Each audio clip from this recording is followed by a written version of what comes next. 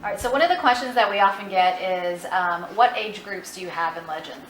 So club soccer goes by your birth year, and so we have teams for 2015s up through 2013s, looking to add 2012s. I have a child who's a Legends player, who's loving it, but I'm wondering like what comes next once my child is older than the teams that you currently have. Yes, very good question. So our teams are designed to grow with one another. So in player placements, we put them together. We want them to bond. They're spending a lot of time training and playing together. And so as the club year ends, over the summer, they will age up into the next age group, age bracket, and the team will go as a unit.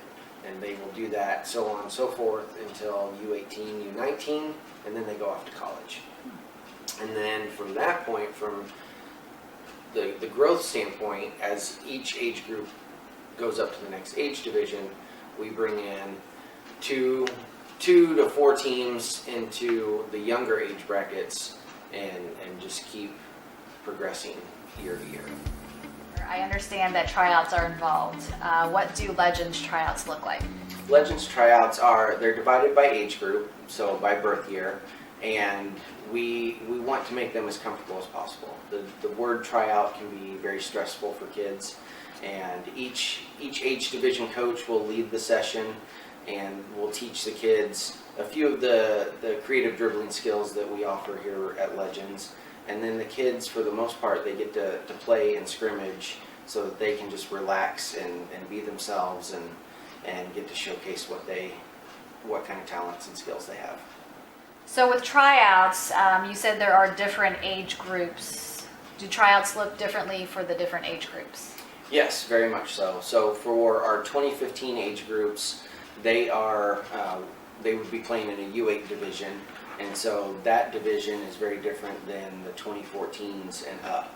And so we do a two-night tryout event for them where they get to practice the skills, learn the skills if they're new to the club, and showcase their skills over 2 nights. And then for the older groups, we give them 3 days to do the same thing. We spend a little bit more time on the skill development, learning that creative dribbling, and then allowing them to play over 3 days rather than just 1 day where they have to feel that pressure of trying to perform perfectly in 1 day. Now they get 3 days to just kind of relax and play. So now we know that when you go from rec soccer to club soccer, there are tryouts. How selective are you when you are choosing players for your teams? So we're selective in the sense of we're selecting players and placing them in the proper division. We are not selective where we're making cuts. So we are going to give everybody who wants a chance to play and be a legend a chance to be a legend. But we are going to get them placed in the proper age bracket, proper playing division, proper playing level, and that's what we use the tryouts for. So tryouts happen, and people now want to know what happens after tryouts and what can they expect. So pretty rapidly after tryouts end, the last day of tryouts, then the coach will reach out to the parents within 24 hours. The coach will talk to the family about their child and what they saw and where they see them playing, and then also be available to answer any and all questions that the parents have. And then at that point, then the parents make the decision to join the Legends. Okay, so we talked about tryouts, and people are on board. They want to play with Legends, but they want to know, parents especially want to know, what's the time commitment and will this fit my schedule? So what will that look like for them?